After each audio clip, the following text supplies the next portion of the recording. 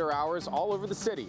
More on why you're going to start to see signs like this. Eric Menendez, the younger of the two Menendez brothers, appears for his first parole hearing from a prison here in Otay Mesa. High pressure still around our forecast as we go into the start of the weekend. One more weather impact alert day for the inland valleys and the mountains. We're going to add in some humidity.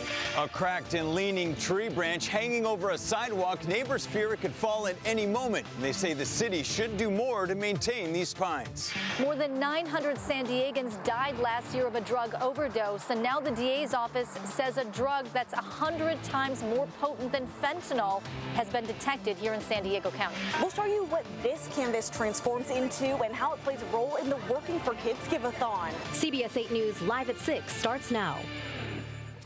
Starting today, parking meters throughout the city of San Diego will have longer operating times, and you'll have to start paying to park on Sundays.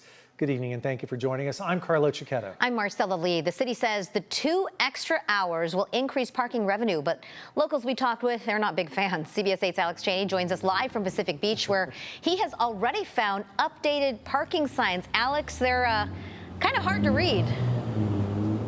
They are a little hard to read, but you're going to want to because they have been updated. Instead of 10 a.m. to 8 p.m., you can now see a sticker over the top of the sign saying it's through 10 p.m. and Sundays have now gone away. So you're going to have to pay for parking all 7 days of the week. And people I talked to today in PB, not too happy about it.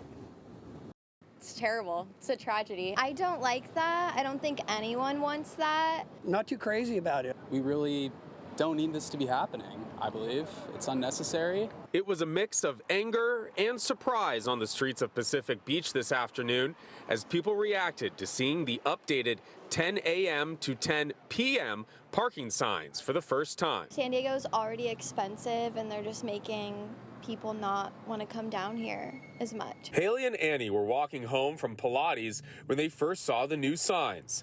They think less people will come to the beach now. And people want to come down here and like enjoy the beach, which is free, but then if you have to pay for parking, that kind of defeats the whole purpose of getting to be out here and just enjoying PB. The old 10 a.m. to 8 p.m. parking signs now have a sticker over them that says 10 a.m. to 10 p.m.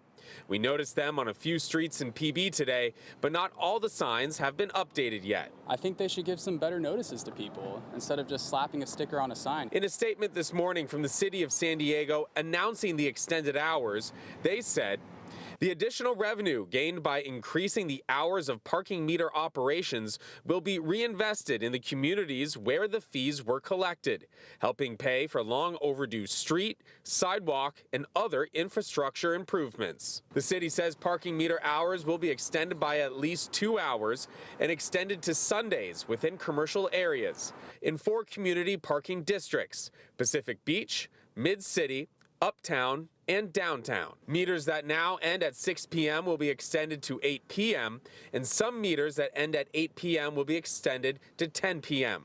Starting hours, which in most cases is either 8 a.m. or 10 a.m., will not be affected. Meters by the waterfront operated by the San Diego Unified Port District will not be affected as well. Now, all of these changes are because this was actually approved by City Council back in June in a much larger packet of other parking reforms. Now, as I said earlier, not all of the street signs have been changed just yet. The city of San Diego says it's going to be a process to get all those done through the month of September. Reporting live in Pacific Beach, I'm Alex Cheney, CBS 8. Thank you, Alex. And by hard to read, I meant your eyes just kind of think, what, 12 hours, 10 a.m. to 10 p.m.? Thanks so much for that update.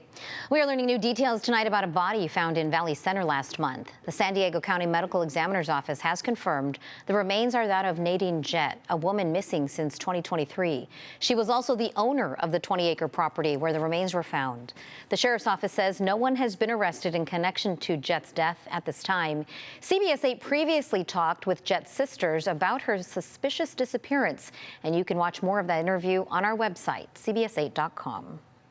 We are staying on top of a parole hearing today for Eric Menendez, the younger of the 2 Menendez brothers. He appeared during a remote hearing from Donovan Prison in Otay Mesa. As CBS 8's David Gofferson reports, the wait continues for a decision.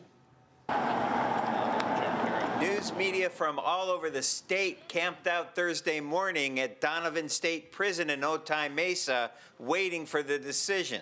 But as of Thursday evening, the decision still was not announced. Even if Eric Menendez is granted parole by the panel, the parole board still has 120 days to review the decision, and Governor Gavin Newsom will have the final say. The Menendez brothers have to feel a little anxious. Governor Newsom has been pretty strict when it comes to people convicted of serious crimes. Eric, the younger of the two Menendez brothers, appeared remotely from Donovan Prison. The new Los Angeles County District Attorney had opposed parole for the 54-year-old. They shot their parents to make it look like a mafia-style killing, shooting their dad in the back of the head. Their mom, who lied bleeding on the ground, they reloaded a shotgun and shot her at point-blank range in her cheek.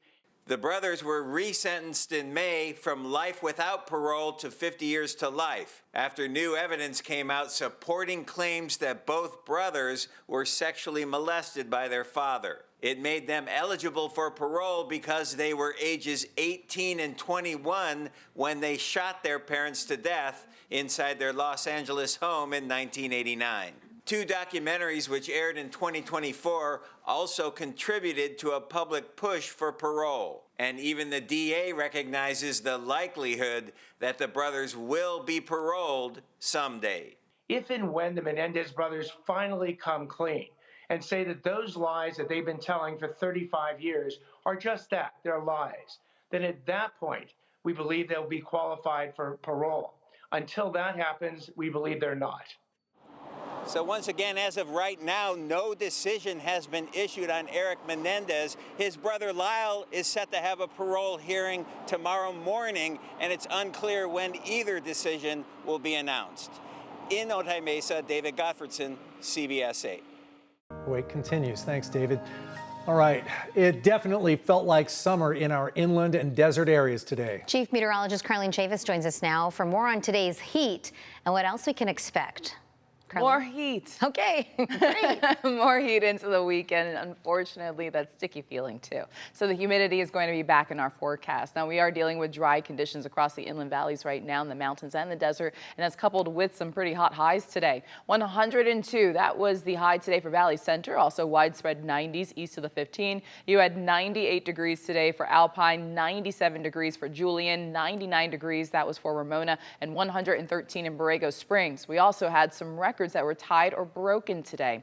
Palomar Mountain, that high of 93 degrees, tied the previous record set back on this day in 1969. You're also talking about new records for Lake Cuyamaca as well as for Campo. Campo, 106. That was the high today. Previous record 103.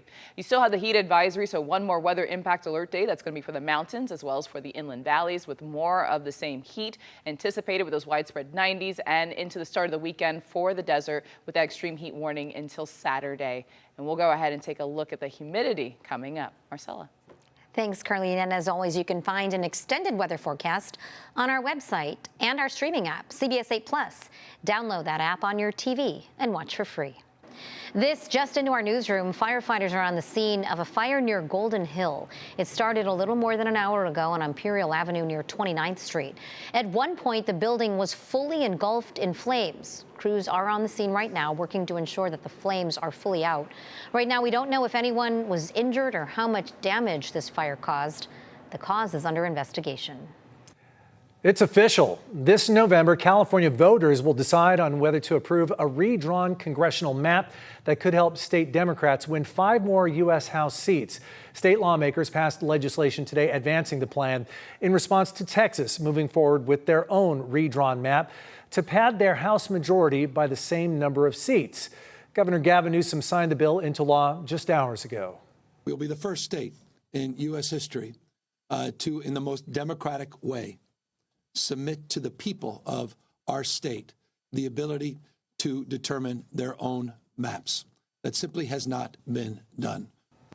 Meanwhile, state Republicans have filed the lawsuit and called for a federal investigation into the new plan.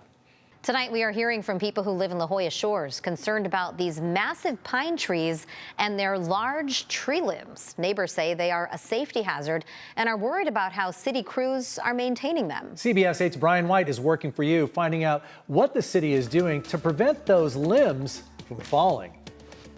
Yeah, here in front of this home on La Jolla Shores Drive, right above, you can see this massive branch cracked and leaning and hanging over the sidewalk and fence here, and neighbors say it's just a matter of time before it comes down. You can see that it's broken, and the rest of the branches are supporting what's left, but this is about to come down. It's about to come down and take out our neighbor's new fence as well. This is just the latest concern for Danielle Derrick, who's lived in the area for 6 years. She says massive limbs have fallen before. One even destroyed a neighbor's fence just a couple of years ago.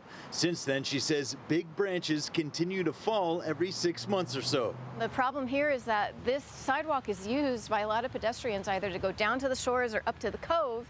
And if you didn't know any better, you wouldn't know that this half-ton branch was ready to come down on top of somebody. I reached out to the City of San Diego's Transportation Department. They told me a Get It Done report was received more than 2 weeks ago, and they sent a crew out that same day, but no broken limbs were found. Neighbors disagree and say the problem is bigger than one branch. This whole tree needs to be trimmed. If you see all of the pine needles and the pine cones and just the old growth, and there's branches that are disconnected up here. Longtime neighbor Tom Harborn says he's watched city maintenance drop off over the years. Major branches drop down, major, and they haven't been laced out properly. And that's the whole key to keeping them alive and well. The city says these Italian stone pine trees along this section of La Jolla Shores Drive were last pruned 4 years ago. Tom's lived here 30 years and says they're not maintaining them like they used to. Will only come out if something falls down and breaks and crashes. And it's only, in my opinion, a function of not being laced out and properly cared for. The city tells me an arborist will assess the overall health of the tree within 30 days, and if necessary, they'll hire a contractor for any trimming that's needed. We'll keep you updated. Working for you in La Jolla, Brian White, CBS 8. Thank you, Brian. And remember, if there's something you would like us to look into for you, you can email us at workingforyou@cbs8.com. A California company claims it can revolutionize recycling plastics, but its proposal is getting pushback. We'll have those details still ahead, plus the warning tonight from San Diego County leaders about a drug they say is 100 times more powerful than fentanyl. After this.